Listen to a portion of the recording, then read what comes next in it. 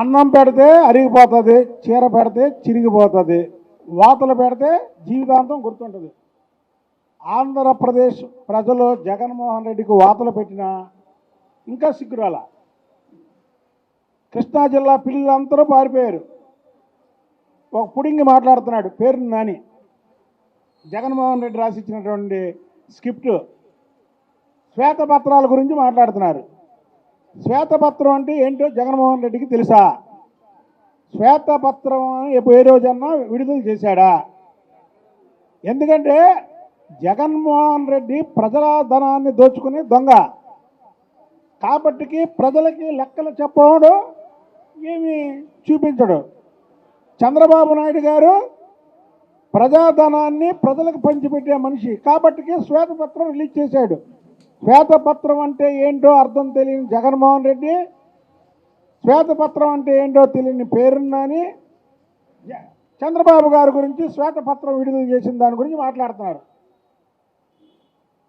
జగన్మోహన్ రెడ్డి పోలవరం ఎన్నిసార్లు వెళ్ళాడు ముఖ్యమంత్రిగా ఉన్న కాలంలో?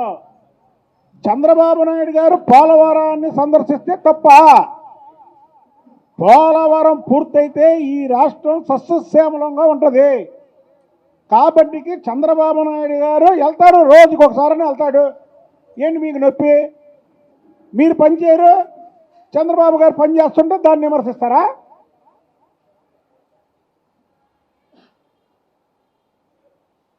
ముప్పై 35 రోజులు అయింది, ఈయన ఏం చేయలేదు. ఏం చేయాలి 35 రోజుల్లో?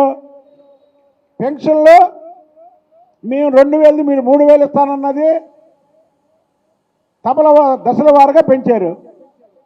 మేము 3000 4000 ఇస్తానన్నది ముఖ్యమంత్రి అయిన వెంటనే ఇంటింటికి పంచారు. మళ్ళీ ఏప్రిల్లో ఉన్నటువంటి పెండింగ్ కూడా పంచారు. ఇంకా ఉన్నాయి. ఈ రాష్ట్రాన్ని మీరు ఎలా దోచుకున్నారో, ఏ ఏ శాఖల్లో ఏమేం చేశారో, ఏ శాఖల్లో కూడా డబ్బులు లేకుండా చేశారు, ప్రతి కార్పొరేషన్లో మీరు అప్పులు చేశారు.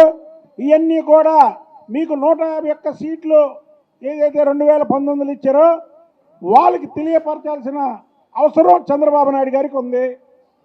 ఇవాళ శ్వేతపత్రం రిలీజ్ చేసి ఒక్కొక్క శాఖ గురించి మీకు ప్రజలకి వివరిస్తున్నారు. ప్రజలకి వివరిస్తుంటే వీళ్ళ డొల్లతనం ఎక్కడ బయటపడిపోయింది, వీళ్ళ దొంగతనాలు ఎక్కడ బయటపడిపోతాయని ఉలిక్కిపడి ప్రెస్ మీట్లు పెడుతున్నారు. చెప్పండి, మీరు పోలవరానికి ఏం చేశారు? పోలవరంలో ఉన్నటువంటి మట్టిని పెద్దిరెడ్డి జగన్మోహన్ రెడ్డి దాదాపు 1000 కోట్ల పైనే మట్టిని అమ్మించుకున్నారు. పోనా అయ్యా ప్రభుత్వ ఖజానాలు చేశారా అంటే మీ సొంతానికి వాడుకున్నారు. మీ కుటుంబం కోసం, మీ పిల్లల కోసం, మీ పిల్లల భవిష్యత్తు కోసం వాడుకున్నారు. మీరేంటి, మీరు చేసిన పని ఏంటి చెప్పండి? ఒక్క పని ఇది చేశాడు జగన్మోహన్ రెడ్డి. చంద్రబాబు నాయుడు గారు ముఖ్యమంత్రి అవగానే 3000 పెన్షన్ 4000 చేసి ఏప్రిల్ నెల నుంచి ఇస్తానన్నటువంటి 3 నెలల బకాయి కూడా ఇచ్చేసి 7000 రూపాయలు ఆన్ చేస్తే మీ సైకో ముఖ్యమంత్రి ఏం చేశాడు? ప్రజావేదిక కూల్చాడు. ఫస్ట్ చంద్రబాబు నాయుడు గారు ముఖ్యమంత్రి అవగానే ఏం చేశారా అని ప్రజలను అడిగితే 3000 పెన్షన్ 4000 చేశారు అంటారు. జగన్మోహన్ రెడ్డి ముఖ్యమంత్రి అవగానే ఏం చేశారా అంటే ప్రజావేదిక కూల్చాడు అంటారు ప్రజలు. దీనికి సమాధానం చెప్పండి. మీరు సమాధానం చెప్పకుండా చంద్రబాబు గారు మాట్లాడే ప్రతి మాటకి అర్థం చెప్తారేంటి? అసలు చెత్త పన్ను వేసింది ఎవరు? చెత్త ముఖ్యమంత్రి జగన్మోహన్ రెడ్డి. ఆ చెత్త గురించి మాట్లాడుతున్నాడు. ఈ చెత్త పేరుందని ఎవడేమన్నాడా మిమ్మల్ని? చెత్త మీద పన్ను ఎవడన్నా వేస్తాడా? మీరు వేసిన చెత్త రాష్ట్రం మొత్తం ఉంది. రాష్ట్రం మొత్తం కూడా చెత్తను క్లీన్ చేయాలంటే 35 రోజులు సరిపోయిద్దా? చంద్రబాబు గారు కాబట్టికి తొందరగా చెత్త అంతా క్లీన్ చేసి ఆ చెత్తను కూడా సంపదగా మారుస్తాడు. ఇవాళ సంపద సృష్టించాలి. ఇక్కడ మీరు అన్నీ ఈ రాష్ట్రం అప్పుల పాలు చేసి అధోగతి పాలు చేస్తే చంద్రబాబు నాయుడు గారు ఇప్పటికి 3 సార్లు ఢిల్లీ వెళ్ళారు. ఇవాళ 3వసారి అక్కడ బడ్జెట్ సమావేశాలు పెడుతుంటే దాని మీద వెళ్ళారు. వెళ్ళి రాష్ట్రానికి కావాల్సినటువంటి బడ్జెట్ల గురించి మాట్లాడుతున్నారు. ప్రతి మినిస్టర్ని కలుస్తున్నారు, ఈ రాష్ట్రానికి ఏం కావాలో అడుగుతున్నారు. మీ ముఖ్యమంత్రి ఎప్పుడైనా వెళ్ళాడా? ఎప్పుడైనా వెళ్ళి ఈ రాష్ట్రానికి కావాల్సింది అడిగాడా? కార్పొరేషన్లు కూడా తాకట్టు పెట్టాడు. కార్పొరేషన్లు కూడా తాకట్టు పెట్టి ఈ రాష్ట్రాన్ని అధోగతి పాలు చేసి నువ్వు మాట్లాడిచ్చేది. ఆంధ్రప్రదేశ్లో కాలు నొప్పికి ఆపరేషన్లు బెంగళూరు పోయాడు మీ ముఖ్యమంత్రి. కాలు నొప్పికి ఆపరేషన్లు చేయించుకోవడానికి బెంగళూరు వెళ్ళాడు. ఎందుకంటే అక్కడ ఆయనకి ప్యాలెస్ ఉంది. కొన్నాళ్ళు ఆ ప్యాలెస్లో ఉండి ఇవాళ ఆయన దోచుకున్నటువంటి లక్షల కోట్ల రూపాయలతో సోషల్ మీడియాలో ఇదివరకటి కంటే ఎక్కువ వాళ్ళని పెట్టుకొని 35 రోజులు 40 రోజులు ఉన్నటువంటి ఈ పసిగుడ్డి ప్రభుత్వాన్ని, కూటమి ప్రభుత్వం మీద అప్పుడే సోషల్ మీడియాలో విమర్శలు, చంద్రబాబు గారి మీద విమర్శలు, పవన్ కళ్యాణ్ గారి మీద విమర్శలు, లోకేష్ బాబు గారి మీద విమర్శలు. ఏంటి? నీకు 11 సీట్లు ఇచ్చి ప్రజలు వాత పెట్టినా మీకు సిగ్గు రాలేదా? సిగ్గు సరం లేదా? మీకు ప్రతిపక్ష హోదా కూడా ఇవ్వలేదే. ప్రతిపక్ష హోదా లేదే అని ఒక ఇది కూడా లేదా మీకు? మిమ్మల్ని ఈ రోజుకి అసహించుకుంటున్నారు ప్రజలు. అయ్యో ఎందుకు ఈ 11 సీట్లు ఇచ్చాం, జగన్మోహన్ రెడ్డిని పులివెందుల ఎమ్మెల్యేని ఎందుకు చేసాం, అసలు పులివెందుల్లో కూడా ఈ జగన్మోహన్ రెడ్డిని ఓడిస్తే అసలు మనకి బాగుండేది, జగన్మోహన్ రెడ్డి పీడ వదిలేదని. దమ్ముంటే ఈరోజు నువ్వు పులివెందుల్లో రాజీనామా చేసి ప్రజల ముందుకు వెళ్ళు. పులివెందుల ప్రజలు ఏం కోరుకుంటున్నారో తెలుస్తుంది. ఇవాళ చంద్రబాబు గారికి 35 రోజులైతే 35 రోజుల మీద నిన్న పేరు నాని పెట్టినటువంటి తప్పులు మాట్లాడటం అనేది చాలా విడ్డూరంగా ఉంది. అసలు పేరు నాని నువ్వు బందర్కి ఏం చేసావు చెప్పు? బందర్ పోర్టు చంద్రబాబు నాయుడు గారు 2019లో మళ్ళీ ముఖ్యమంత్రి అయితే ఈ పార్టీకి బందర్ పోర్టు పనులు పూర్తి చేసేవాళ్ళు. నువ్వు అసలు నువ్వు అక్కడ ఏం చేసావు? నువ్వు అసలు బందరికే నువ్వేం చేయలేకుండా చేయని మనిషివి. ఇవాళ జగన్మోహన్ రెడ్డి మాట్లాడమన్నారు, పిల్లలన్నీ పారిపోయినాయి, నువ్వు పుడింగిలాగా వస్తున్నావు. అమరావతి పూర్తి చేస్తాడు చంద్రబాబు గారు, దాంట్లో రెండో క్వశ్చనే లేదు. పోలవరం పూర్తి చేస్తాడు. మచిలీపట్నంలో 70,000 కోట్లతో బీపీసీఎల్ రిఫైనరీ తీసుకొస్తున్నాం. దాని గురించి మాట్లాడయ్యా పేరు నేను. ఇక నువ్వు జగన్మోహన్ రెడ్డికి అంత బాగా ఓడినా నీకే పదవి రాదు. ఎందుకు రాదంటే జగన్మోహన్ రెడ్డి మళ్ళీ అధికారంలోకి రావడం అనేది కళ. ఈ రాష్ట్రంలో జగన్మోహన్ రెడ్డి లాంటి వాడిని మళ్ళీ ముఖ్యమంత్రిని చేయడం అనేది కళ. మీరేదో అనుకుంటున్నారు చంద్రబాబు నాయుడు గారికి 23 సీట్లు వచ్చినాయి కదా, మళ్ళీ చంద్రబాబు నాయుడు గారు 2024లో ముఖ్యమంత్రి అయిపోయాడు కదా, అలాగే రేపు మనకు కూడా అవకాశం వస్తుందేమో అని పగటి కళ్ళకి అంటున్నారేమో. పగటి కళ్ళలాగే ఉంటాయి. చంద్రబాబు నాయుడు అనే వ్యక్తి లేజెండ్. ఈ ఆంధ్రప్రదేశ్లో పడి లేచిన కెరటం చంద్రబాబు నాయుడు గారు. పడి లేచిన కెరటం అంటారు చూసారా?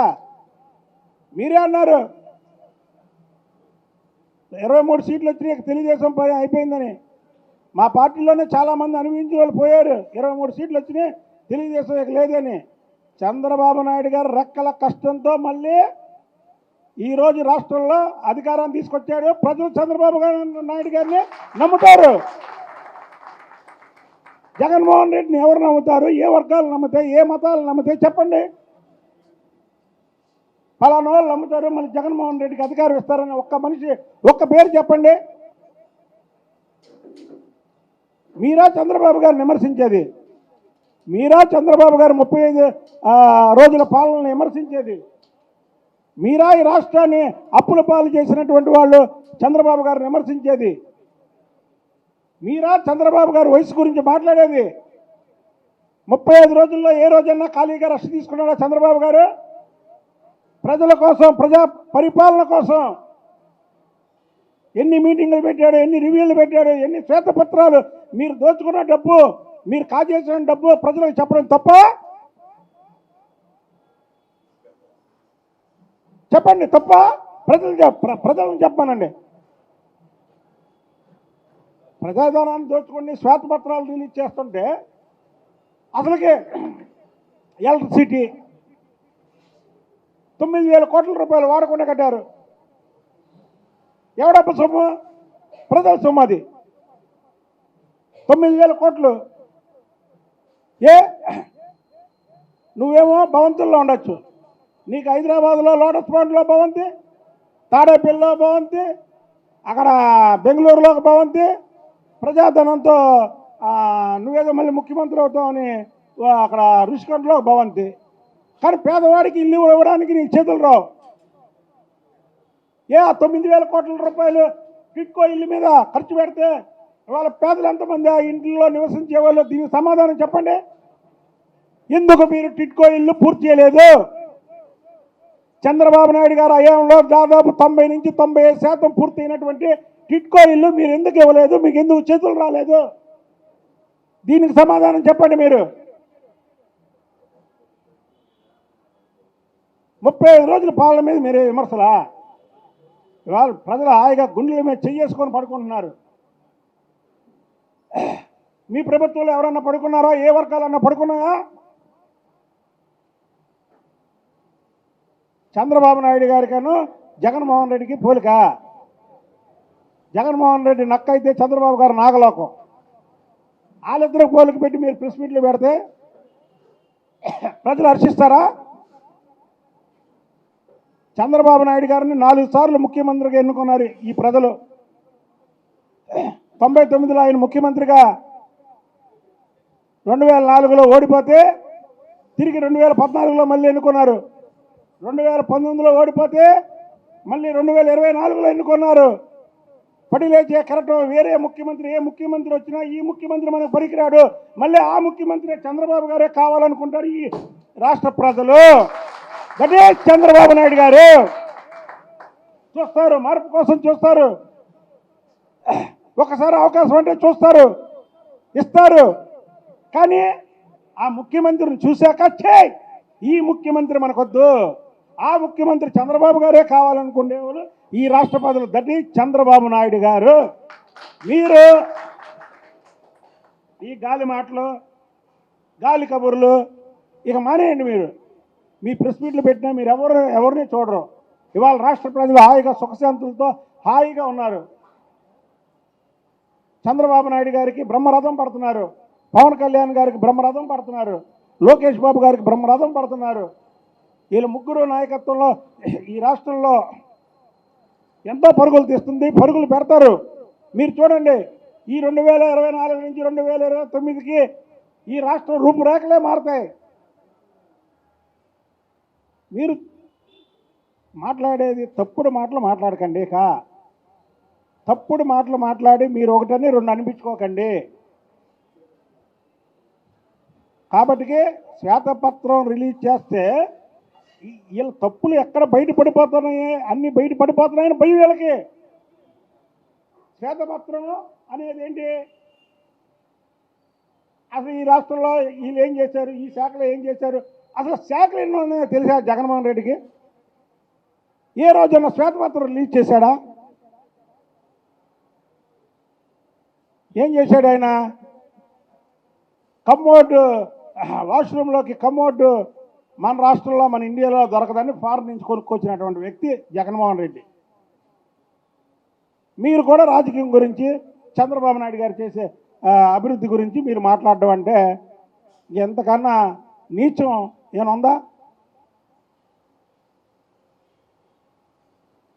కాబట్టి మీకు ప్రజలు వాతలు పెట్టారు. బుద్ధి చెప్పలా మీకు? ఎర్రగా కాల్చి వాతలు పెట్టారు ఓటు అనే రూపంలో. కానీ నిజంగా కడ్డీ పెట్టి కొలువులో ఎర్రగా కాల్చి నిజంగా వాతలు పెట్టేదాకా తెచ్చుకోకండి. మీరు పెద్ద ప్రజా ఆగ్రహానికి ఎవరైనా బలైపోతారు. మీరు ప్రజల్లో అభివృద్ధి చేస్తుంటే, మీరు చంద్రబాబు నాయుడు గారిని విమర్శిస్తుంటే ప్రజలు ఊరుకుంటారనుకుంటున్నారేమో. Okay brother, thank you.